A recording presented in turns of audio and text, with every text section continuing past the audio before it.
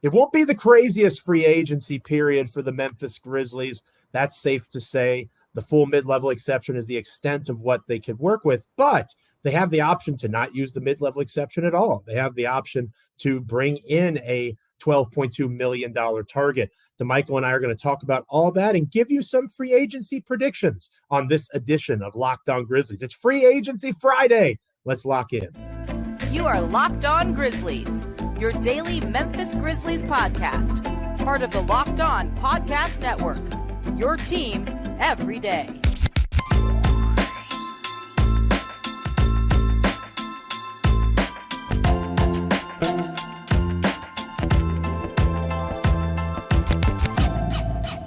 Even on a day where the Memphis Grizzlies are probably not going to be as aggressive, it's still a fun time to follow the NBA. You turn on your Woj notifications on Twitter. You turn on your Shams notifications. You turn on your Damichael Cole notifications if you haven't already done so, but I've already done so, of course. Here on this Free Agency Friday, Locked On Grizzlies, I am one of your hosts, Joe Mullinax of Bluff City Media.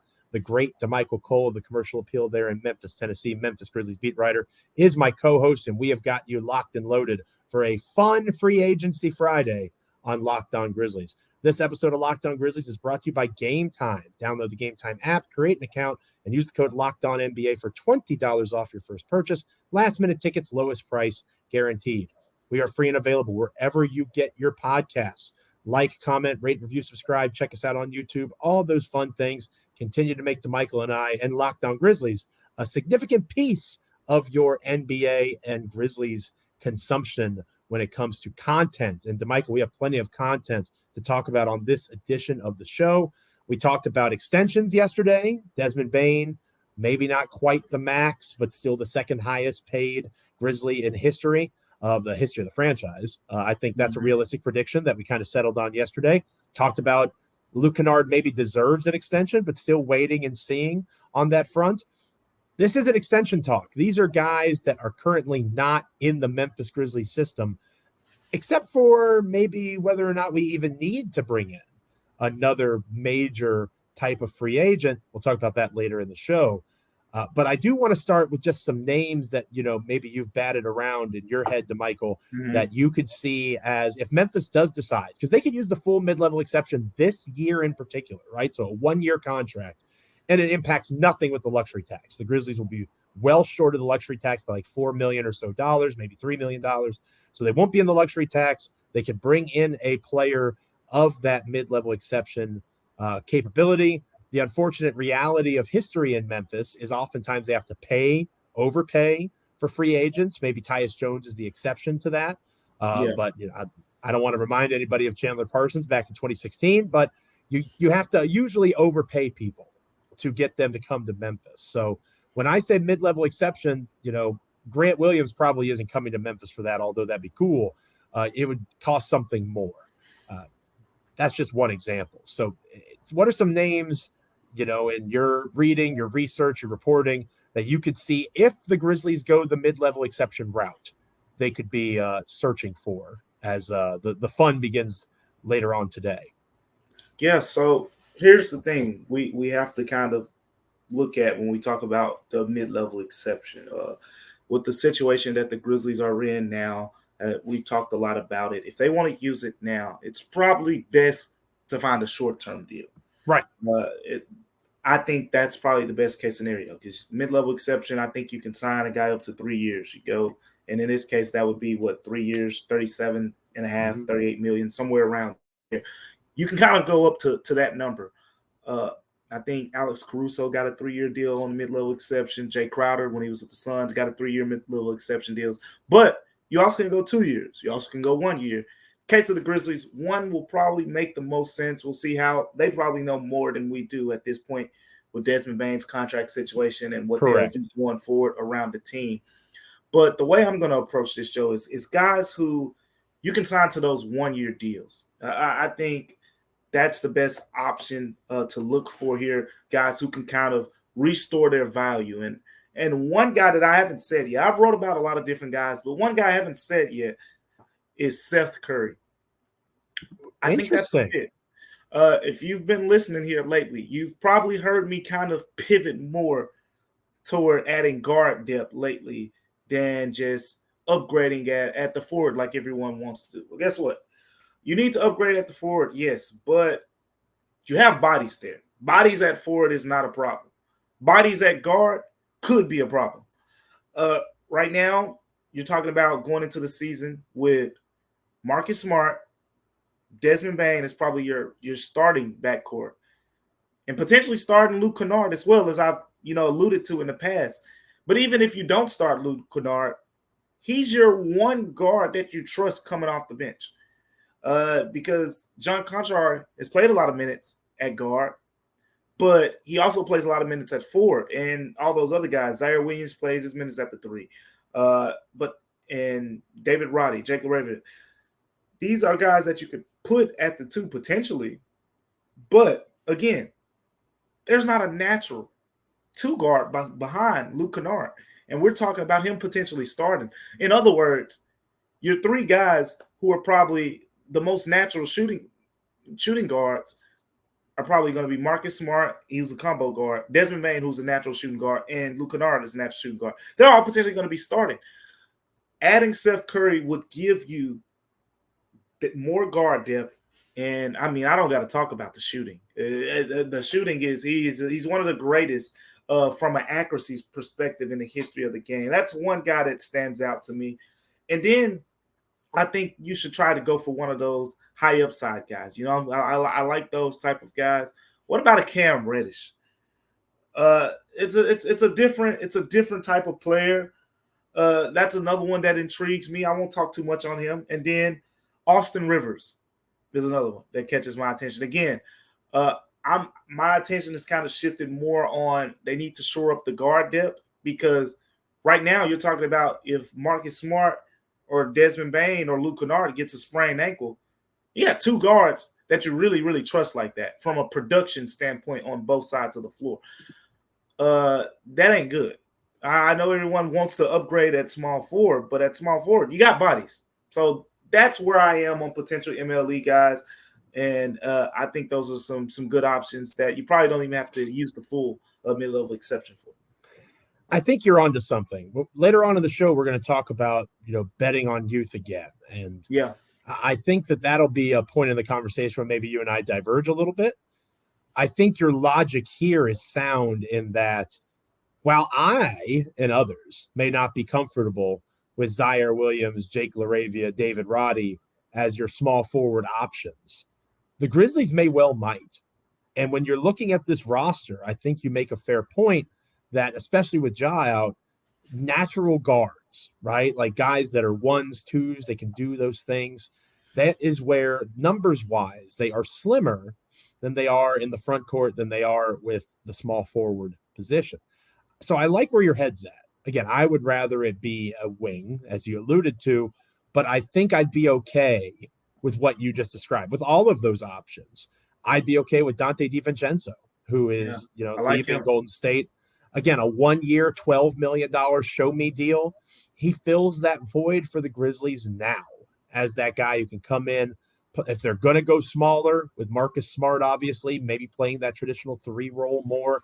Dante DiVincenzo is not perfect defensively, but he comes from the Golden State system this past season. He's physically able to, in terms of athleticism, create and transition. I think he's a name that if you're going to go with a guard-ish guy that can maybe play the 3, Dante DiVincenzo makes sense. Eric Gordon makes sense. To me, the writing is on the wall that Eric Gordon's probably going to go to Philly.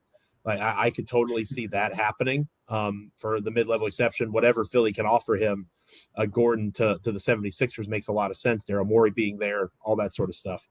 But I see DiVincenzo as a fit. And again, Seth Curry as a fit makes sense. Somebody that can help facilitate offense, somebody that can help get these guys in a position in the half court to have some more success. They have to be able to shoot. They have to be able to create off the dribble a little bit. And I think all the names that we've listed are good examples of that.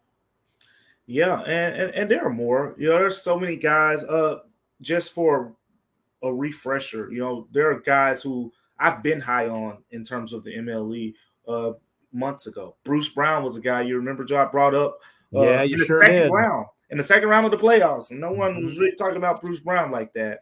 and now he's become a trending name. So he's going to generate a lot of interest. But that's a name I think that makes a lot of sense. How about our old friend Javon Carter? Not quite for the full, but he just turned down more than the minimum. He just opted out of his contract more than the minimum for Milwaukee. So that tells me that he thinks he can get more money than that. So I think he's another guy who potentially makes some sense as one of those like point of attack defenders, comes in the game, shifts some things up. But if you want to go wing, I just think the wings this year, it's very shallow. It's a very shallow market, and that's the problem. I mean, we can go through it. I can pull up the names of like the top small forwards available, and it's not a good list. And that's why at the end of the day, if you're talking about what do you want to bet on, I'd be more willing to bet on, we have depth at small forward. You don't have as much depth in the guard rotation. Just going through the list right now, you got Chris Middleton, you got Kyle Kuzma, you got Cam Johnson, three guys that are pretty much unrealistic targets in a way for the Grizzlies at this point. Outside of those guys, you're talking Dylan Brooks, Herbert Jones, Jay Crowder, Kelly Oubre, Yuta Watanabe, TJ Warren, Cam Reddish, who I mentioned earlier, Juan Toscano Anderson. How much do those guys move the needle compared to what the Grizzlies already have? It's a fair point, and that's one that we're going to talk about more in depth next here on Locked On Grizzlies. Should Memphis actually use the full mid-level exception for a wing-type player? Is it smart to bet on youth once again? We'll talk about that next. But first, this episode of Locked On Grizzlies is brought to you by PrizePicks. Big fan of PrizePicks here on Locked On Grizzlies. And they do a fantastic job, even when the NBA is fully in its offseason. They've got Major League Baseball. They've got betting on the PGA. They've got the opportunity to look at the WNBA, NASCAR, tennis, all the way up through Euro basketball and cricket. You have so many opportunities to interact and use daily fantasy sports through PrizePicks. One of the fun things about PrizePicks is it's not against other humans. It's against the projections that are available. You can make big money in safe and fast withdrawals in a system with entries that can be made in 60 seconds or less. It is that easy. Download the PrizePicks app or go to prizepicks.com to sign up and play daily fantasy sports. First-time users can receive a 100% instant deposit match up to $100 with the promo code Locked On. If you deposit $100, PrizePicks will give you $100. If you deposit $50, PrizePicks will give you $50. Don't forget to enter the promo code Locked On at sign up for an instant deposit match up to $100.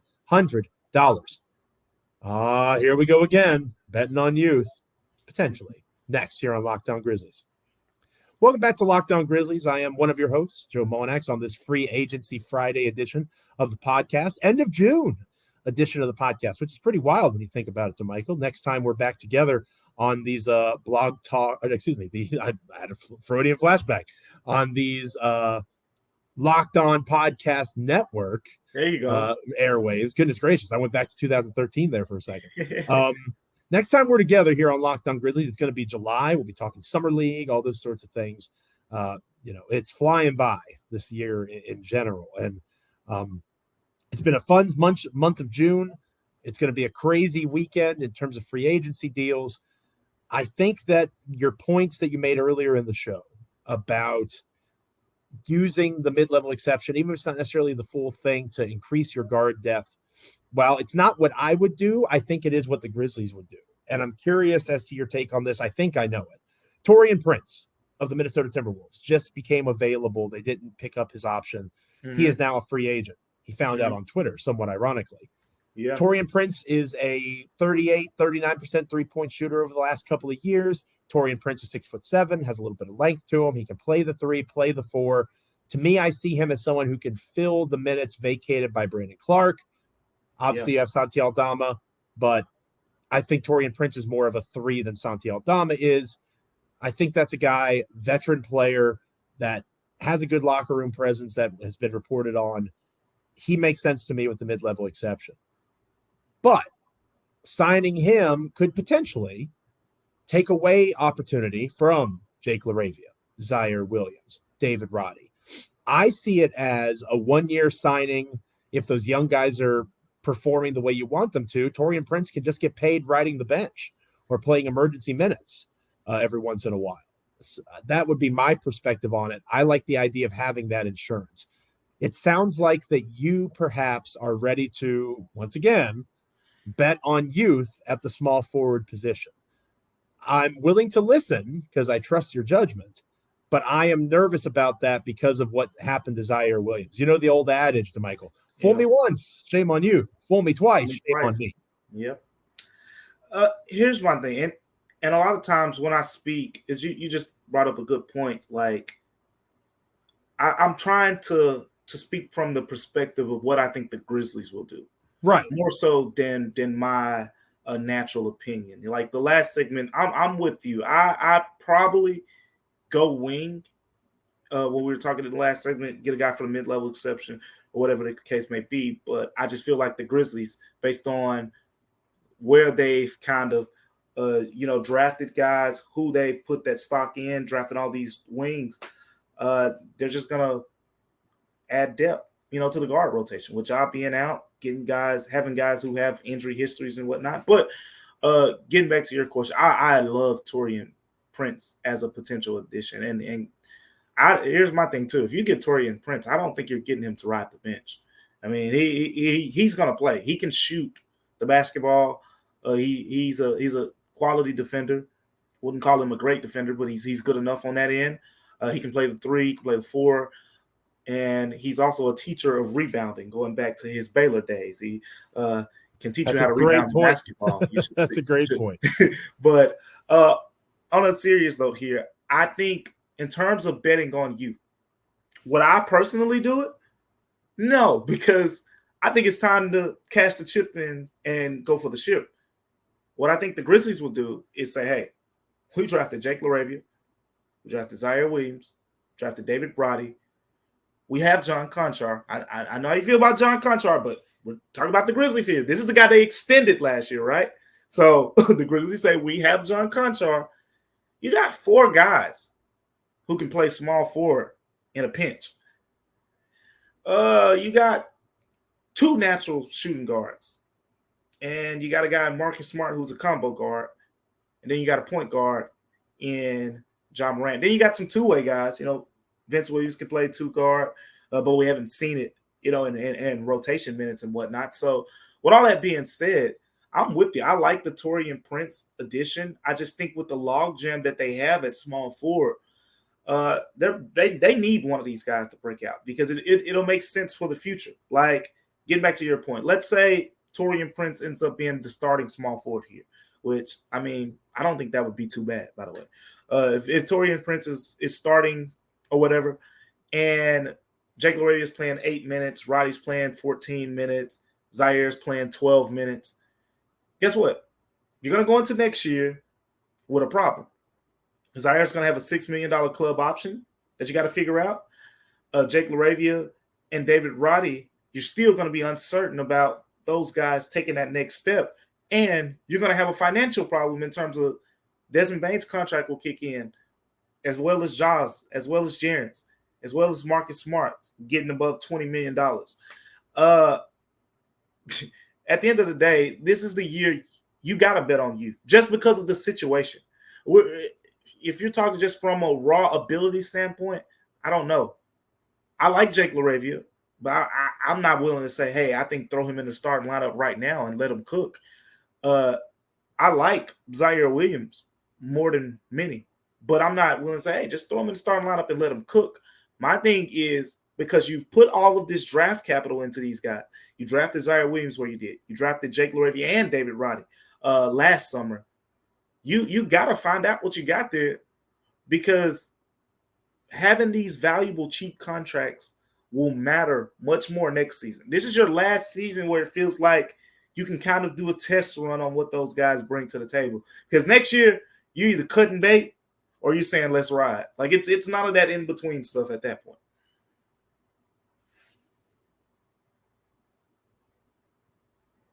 Sorry about that. A little technical difficulty on my end. I think that you're onto something in terms of the way that they are going to approach it. And I do think that was an important point to make. Like, you and I differ in that. Again, you're a beat writer for the team, covering the team. I am a blogger that's been doing this for way too long. Joe, you're the balance. You bring the hammer down. I don't bring the hammer down on them as much as you do. Maybe I should more, but no. Don't do it. All right. You actually have to interact with them on a daily basis. That's true. They know who I am, and they know to try to not contact me. That's where we're at in our relationship. I think that they are going to bet on youth in the sense that I don't see them making some big sweeping sign and trade deal to try to go get someone and give up, Williams and LaRavia. Like, I just don't think that's going to happen. Right. I think that they're going to, and we'll talk more about our predictions here in a moment, I think they're going to use the mid-level exception. I don't think it's going to be in the way that people expect it to be used. I predicted Taurean Prince in Bluff City Media, but I think in the course of our conversation, you've kind of changed my mind here on this Friday, and I'll give my new prediction or updated prediction here next on Locked On Grizzlies. But first, this episode of Locked On Grizzlies is brought to you by Gametime.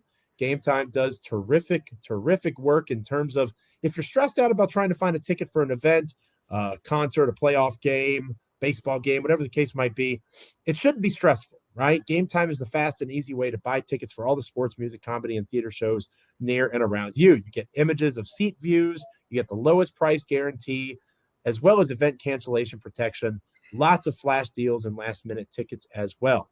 Gametime is the place for last-minute ticket deals, and it's also the fastest-growing ticketing app in the country, and it's for a reason. Snag the tickets without the stress with Gametime. Download the Gametime app, create an account, and use the code LOCKEDONNBA for $20 off your first purchase. Terms apply. Again, create an account and redeem the code LOCKEDONNBA for $20 off. Download Gametime today. Last-minute tickets, lowest price, guaranteed.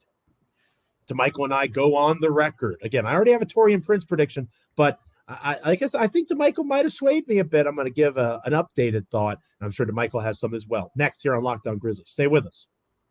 Welcome back to Locked On Grizzlies. I am Joe Mullinax of Bluff City Media. I also contribute over at SB Nation, joined by my co-host Damichael Cole, beat writer covering the Memphis Grizzlies for the Commercial Appeal there in Memphis, Tennessee.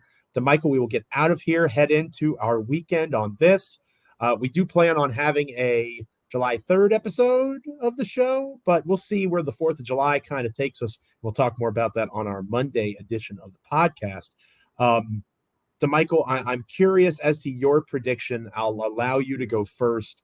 Again, I wrote over at Bluff City Media in our free agency primer, Taurean Prince, 1 year, $10 million mid-level exception. I don't know that he makes more money than that per year in a future deal. I think it's a 1 year kind of show me contract. He gets a chance to be a pseudo starter in Memphis for the reasons that you outlined earlier in the show. To me, that would be the most sensical fit for both Prince and the Grizzlies because of their cap situation. And it allows for you to enable Zaire Williams, Jake LaRavia, David Roddy to develop more and give them a chance to grow. Because with the exception of Zaire Williams, you're kind of you have to bet on LaRavia and Roddy moving forward for cap purposes. Mm-hmm. So Zaire would be the one who would be most impacted by a Prince arrival. But as you and I have talked about, we believe in Zaire in terms of his skill set. I'm not sure the Grizzlies are going to use him the way that would fit his skill. So that was my initial prediction, was Taurean Prince at $10 million for 1 year. But I'm curious as to what your thoughts might be. And then I'll follow up with my brand spanking new after the course of our conversation. Like I said, I think you swayed me a bit.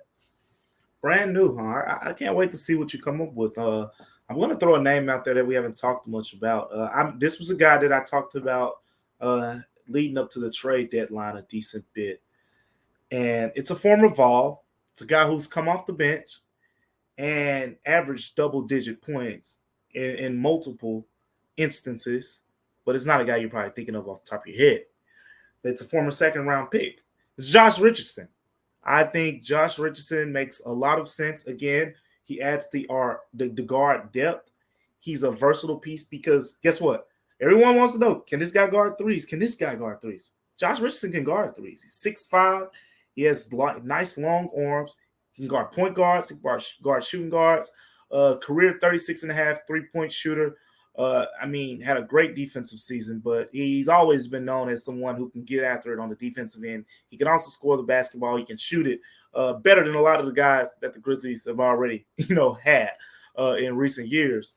I like Josh Richardson.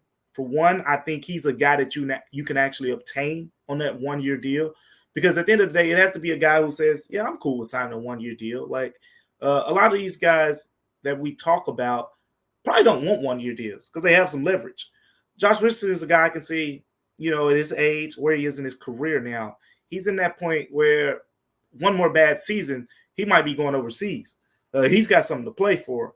I don't think he had a bad season. He was actually very impactful with the Pelicans. I like Josh Richardson for defensive purposes. I think you talk about eventually when we get closer to, when the team is at full health, how about a second unit where you have Marcus Smart running, the backup point guard, you have Luke Kennard, and you have Josh Richardson on the floor together. So now you got 2 plus defenders, as well as Luke Kennard being your shooter who can space the floor, do so much damage, and it just adds versatility. Josh Richardson also is a guy who, if something happens, you could start him at the 3 instead of starting Luke Kennard at the 3 and have another plus defender on the floor. If you want to bring Marcus Smart off the bench, it just gives you more versatility. I like the versatility standpoint. He's a guy who's played point guard, who's played shooting guard, who's played small forward, and kind of exceeded in all those roles. We know the Grizzlies like versatility. Marcus Smart brings that. How about you double down on defensive versatility and just versatility all around? Get a guy like Josh Richardson, who's average double digits, can shoot the ball at a decent rate, and a plus defender. I should have gone first because I was going to say Josh Richardson. Darn it. No way, Joe. No, you weren't. I swear I was going to say Josh Richardson. Joe, you played. You gave me the poker face. I would have never knew. I would have never knew. See, I'm unique in that way. I can be. Well, what do you like about Josh Richardson then? This is the Josh Richardson said. I think beyond all the things I co-sign, ditto Mullinax on all the stuff you just said, but I also think he's another veteran player who's been around numerous locker rooms. He was signed by the Spurs. He's been in places that he has had success both individually as well as a team. He played with Smart too. Correct. He has that kind of connection, that lineage there. I think that there's a lot to like about him. But the number one thing, because I always get criticized for this, and one of the reasons I wanted to zag a little bit where I usually zig, he's obtainable. You could offer him 1 year, $8 million, and he might accept it on the spot. In all seriousness, like that might happen. And again, you're well under the tax, future movement, Exhibit 10 contracts they like to sign, all these different things you can do and operate as a normal, close to the tax, but not quite there team. Doesn't impact you with Desmond Bane's extension in any way, shape, or form. And if Zaire Williams is better, or if Jake LaRavia or David Roddy is better, nobody is going to be clamoring for Josh Richardson to get more minutes. I don't mean that as disrespect. I mean that as reality. And to your point, Josh Richardson will say, hey, I'm getting $8 million. I'll be a veteran presence. He can be that guy for the Grizzlies who fills in a pinch, who, if there is a young guy that's struggling, can take on that load. He makes a lot of sense as a presence in that way. Since I don't want to be exactly like you, I think a full 12.2 for Dante DiVincenzo, although he's smaller, shorter, not quite as long as Richardson. I'll throw another guy in there too. Okay. Yeah, I think he would make sense. I would be cool with that. But to your point, he might be someone who's looking for a 3-year deal, and he's young enough that somebody might give him the full 3-year mid-level exception. Richardson won't get that. Richardson checks a lot of boxes without hurting development, in my opinion, without being in a position to put the Grizzlies out long-term financially. Richardson, believe it or not, truthfully, would be my pick. Yeah, I'm with you. For the sake of the listeners, I want to throw another name out there because I saw a report recently from Rod Boone, terrific beat writer covering the Hornets out there, basically saying that it doesn't sound like the Hornets are too interested in bringing Kelly Oubre back, and that's probably not a surprise. They took Brandon Miller and they got Gordon Hayward over there, and Miles Bridges got a qualifying offer. They got a bunch of guys over there. Kelly Oubre at the full mid level is interesting because, again, going back to your point that you just made, he is a guy I could see getting a multi-year deal somewhere easily. But we've seen Kelly Oubre, like the proof is in the pudding, that he has taken those prove-it deals before in the past. with Charlotte, with the Suns. Maybe he bets on himself again and says, hey, I'll come to Memphis. Just tell me I'm going to be a starter or I'm going to be a high impact guy off the bench. But he doesn't make sense from the shooting standpoint. You're not going to get plus shooting with Kelly Oubre, at least consistency. He can knock down 3-point shots. Don't get me wrong. Very hot or cold. Yeah, very hot or cold guy. But what you get is he adds to that defensive profile 6'7" guys with those very long arms. He's going to be top 20 in the league in deflections.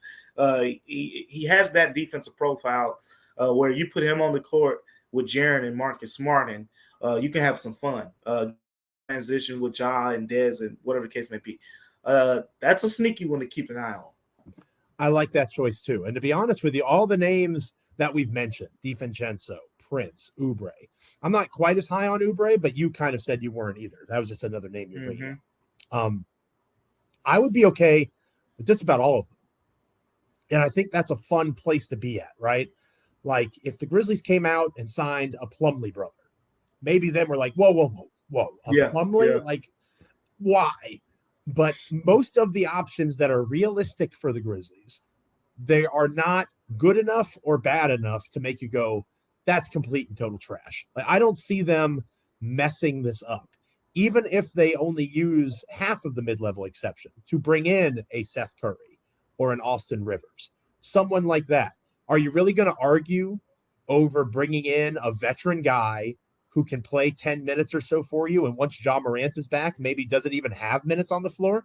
Like you're at a stage now, if you accept that they're not going to get Chris Middleton, if you accept that they're not going to go even Harrison Barnes, if you're not able to get Harrison Barnes, these bigger names, Kyle Kuzma, if that's the next tier down is so shallow, to use your word from earlier in the show, that, okay, I got Dante DiVincenzo for 12, or I got Austin Rivers for 6, or I got, there's arguments that can be made logically for a lot of these guys once you get below into that next tier. They can help, but they're not going to, shake the earth for the Grizzlies. Marcus Smart is probably that acquisition this year in that way.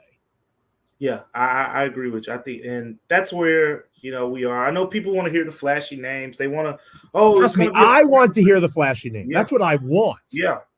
But we've come to understand the Grizzlies, at this point. Now, if we could go full, just throw all the big names out there and whatnot, but wouldn't make too much sense if you look back on it in retrospect. So at the end of the day, I think whoever the Grizzlies get will add good depth. It's not just going to be some throw-in guy.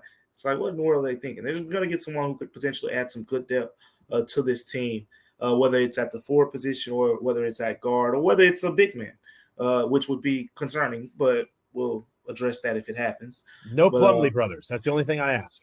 Nope. Hey, he likes those Duke guys. Don't hold your breath. Does. Seth Curry gives me Seth Curry, the Dookie aspect of it. That makes sense. Yeah. But it's going to be good stuff, and I'm excited for it. Hopefully we have someone to talk about on Monday's edition of Locked On Grizzlies. Thank you all so much.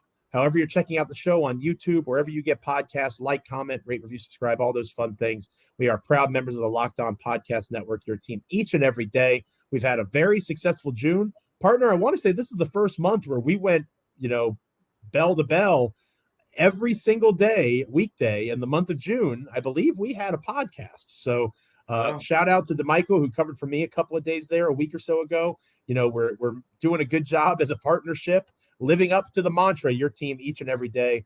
4th of July is going to be an exception there to that. I'm just going to preface that initially. Like I said, we'll have a Monday show, but Damichael and I are going to figure out a day off there that first week of July to enjoy the 4th of July festivities. But obviously, free agency will be picking up in the high gear.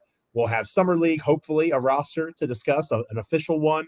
Lots of things as June turns to July. The NBA, again, their offseason is unique. All the action is at the front end of the offseason, and then you kind of get into the dog days in August and September. Yeah, looking forward to it. And we both wore black shirts today. Is that a good sign? Is that a good sign heading to free agency? What do you think? I think so. I have reason. If we're on the same page, we had the same player picked out. Mm-hmm. It's probably confirmed that Josh Richardson's coming to Memphis, huh? If Josh Richardson gets signed, make sure you tag Damichael and I on Twitter and come to the comments and tell us about how brilliant we are that we were on that mind meld. Not just in terms of our wardrobe, but also in terms of Josh Richardson potentially being a member of the Memphis Grizzlies. We'll see how it goes, and we will see you on Monday. Stay locked in. Make sure you're subscribing, rating, liking, commenting, all of those fun things. Enjoy the start of free agency. We'll catch you Monday on